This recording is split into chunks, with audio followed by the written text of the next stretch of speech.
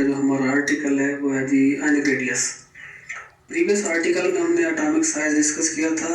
Atomic size वाले में हमने एक डेफिनेशन जो है ना वो मज़ीद डिस्कस करनी है। वो है डेफिनेशन शेडिंग इफेक्ट की, स्क्रीनिंग इफेक्ट की। जनरल ट्रेंड के बाद उसमें आप देख लेंगे, लिखा हुआ भी है शेडिंग इफेक्ट और स्क्रीनिंग इफेक्ट। ये डेफिनेशन क्या है, इस डेफिनेशन के बारे में देखिए बेटा।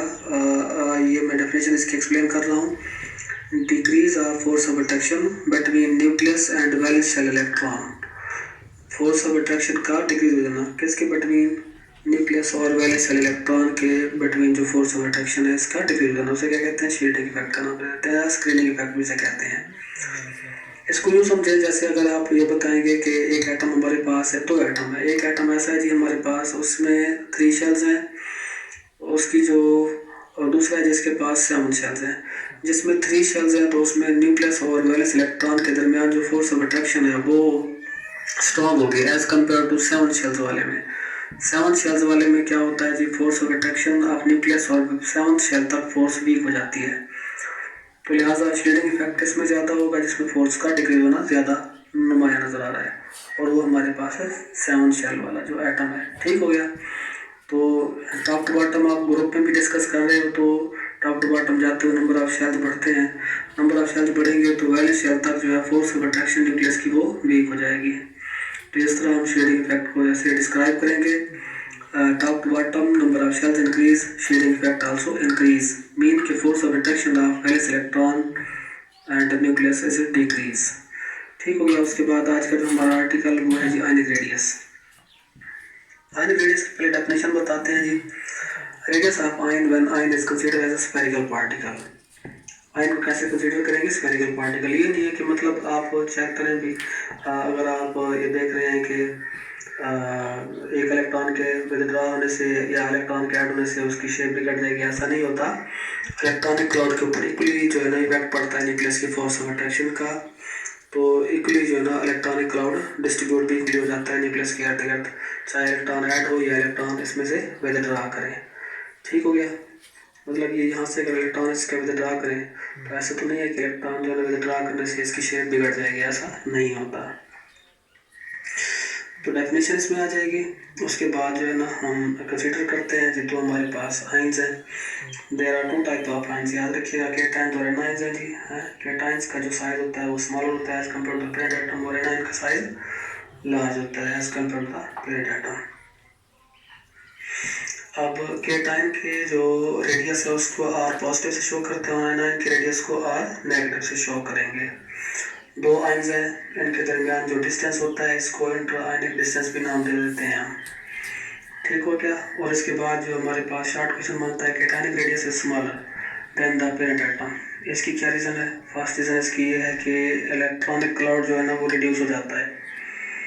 सेकंड पार्ट ये बताएंगे कि नंबर ऑफ प्रोटॉन जो होते हैं वो इंक्रीज कर जाते हैं as compare to number of electrons. और इस तरह जब नंबर ऑफ प्रोटॉन जो है इंक्रीज करेंगे तो न्यूक्लियर चार्ज के ऊपर उसका जो न्यूक्लियर चार्ज है मतलब वो अपना इफेक्ट इलेक्ट्रॉनिक क्लाउड के ऊपर ज़्यादा स्ट्रॉन्गली इंक्रीज कर देगा, बढ़ा देगा। तो मतलब ये साइज इसका क्या हो जाएगा, डिक्रीज हो जाएगा। सपोज हमारे पास सोडियम है, सोडियम में देखें जी 11 प्रोटॉन 11 इलेक्ट्रॉन है, न्यूट्रल एटम है, 186 पाइकोमीटर इसका जो है ना वो रेडियस है। शेल्स इसके कितने हैं, 3 शेल्स हैं। उसके बाद आप इसमें इलेक्ट्रॉनिक विथड्रॉ करते हैं और ये जो 11 प्रोटॉन है लेकिन 10 इलेक्ट्रॉन रह जाते हैं। 95 पाइकोमीटर इसका, पिकोमीटर जो है ना ये यूनिट है हमारे पास लेंथ का, इसकी जो वैल्यू है 10⁻⁻12 है, ये भी याद रखिएगा मीटर में। ठीक हो गया। तो इसका जो शेल्स है बाकी कितने रह जाते हैं, 2 शेल्स रह जाते हैं, 3 टोटल हैं न्यूट्रल में। यहाँ पे हमारे पास कितने रह जाएंगे, 2 रह जाएंगे। तो इस बेस पे जो है ना आप देखते हैं कि इसका जो इलेक्ट्रॉनिक क्लाउड है वो डिक्रीज हो जाएगा क्योंकि उसमें 10 इलेक्ट्रॉन रह गए। पहले 11 इलेक्ट्रॉन थे, अब 10 इलेक्ट्रॉन रह गए, तो ये साइज डिक्रीज हो जाता है। तो इसकी शॉर्ट क्वेश्चन आ गया कि केटाइनिक radius is smaller than the parent atom. 2 reason हमने बताया इसमें। क्या रीज़न है जी, इलेक्ट्रॉनिक क्लाउड रिड्यूस हो जाता है, नंबर ऑफ प्रोटॉन इंक्रीज कर जाते हैं as compare to number of electron.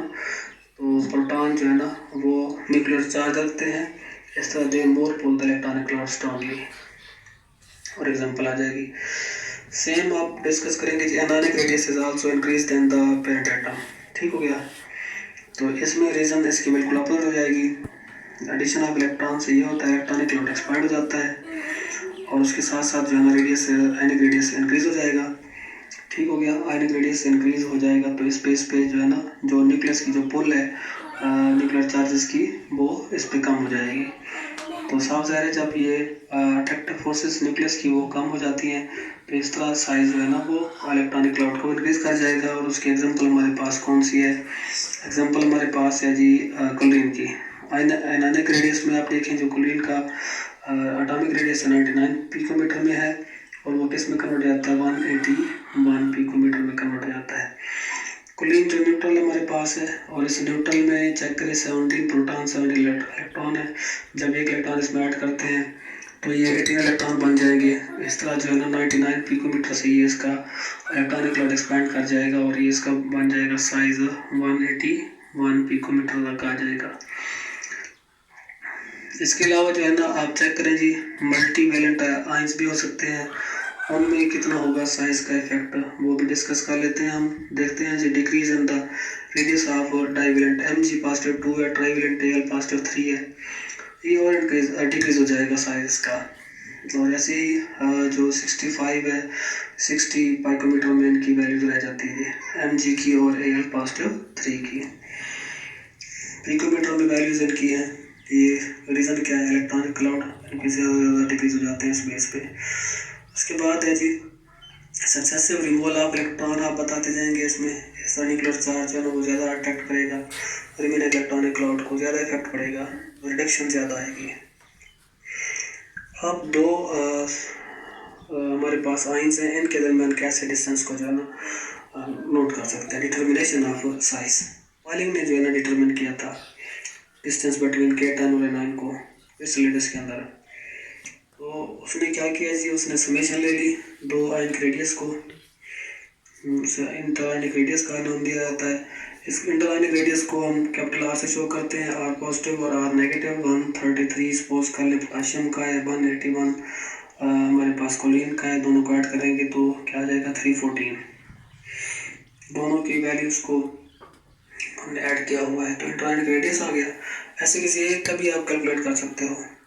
अगर आपको टोटल मिल जाए डिस्टेंस बिटवीन टू आयंस और एक का फाइंड आउट हो जाए तो दूसरे का फाइंड आउट कर सकते हो। मतलब K10 का है 9 का फाइंड आउट किया जा सकता है। दूसरी साइड पर उसको ले जाएंगे माइनस हो जाएगा। कोवेलेंट रेडियस ये क्या है जी? इसकी डेफिनेशन देखिए बेटा, half of the single bond length between two similar atoms when they are bonded together by covalently bonded. याद रखना ये बॉन्ड भी कोवेलेंट होगा। Half of the length of single bond between two similar atoms हो गए। Suppose किया हमने covalent radius of hydrogen कितना था, ये हमने स्टार्ट में भी आर्टिकल के शुरू में हमने देखा था चैप्टर के 37.7 पिकोमीटर जो है ना वो दो एटम के दरमियान था, वो 75.4 उसको हमने 2 पे डिवाइड किया था तो 37.7 आ जाता है 75.4। अच्छा इसी तरह जो है 75.4 को हमने 2 पे डिवाइड करके ये वैल्यू ऑब्टेन कर सकते हैं। आगे डिटर्मिनेशन इसकी कैसे करेंगे? कोवेलेंट रेडियस आप या एटॉमिक रेडियस हो गया इसको कैलकुलेट किया जा सकता है। सपोज करेंगे एक्सपेरिमेंटल वैल्यू हमारे पास आ रही है जिस CCl की बॉन्ड लेंथ की क्लोरोमीथेन में 176.7 पिकोमीटर। नॉन वैल्यू जो है कोवेलेंट रेडियस की क्लोरीन की वो हमें पता है 99.4 पिकोमीटर आ रही है। कोवेलेंट रेडियस ऑफ कार्बन की कैसे फाइंड आउट होगी? 176 माइनस कर लेंगे 99.4 में से, इस तरह 77.3 पिकोमीटर वैल्यू आ जाती है। वेरिएशन इसकी भी जो है ना वो सेम है, आयनिक रेडियस और कोवेलेंट रेडियस दोनों की जो दोनों का ट्रेंड है, जनरल ट्रेंड इनका प्रेडिक्टेबल में सेम है। Top to bottom ionic radius covalent radius increase left right decrease, factor भी दोनों के सेम है। मतलब टॉप टू बॉटम शेल्स बढ़ रहे हैं रेडियस बढ़ेंगे, लेफ्ट राइट जो है ना शेल्स कम हो रहे हैं। शेल्स तो सेम है लेकिन न्यूक्लियर चार्ज इंक्रीज कर रहे हैं, इस तरह लेफ्ट राइट डिक्रीज हो जाएगा। ये था जी आज का हमारा आर्टिकल। डिटर्मिनेशन इसमें आ जाएगा, डेफिनेशन आ जाएगी कोवेलेंट रेडियस के हवाले से। ठीक हो गया बेटा, अल्लाह हाफिज़।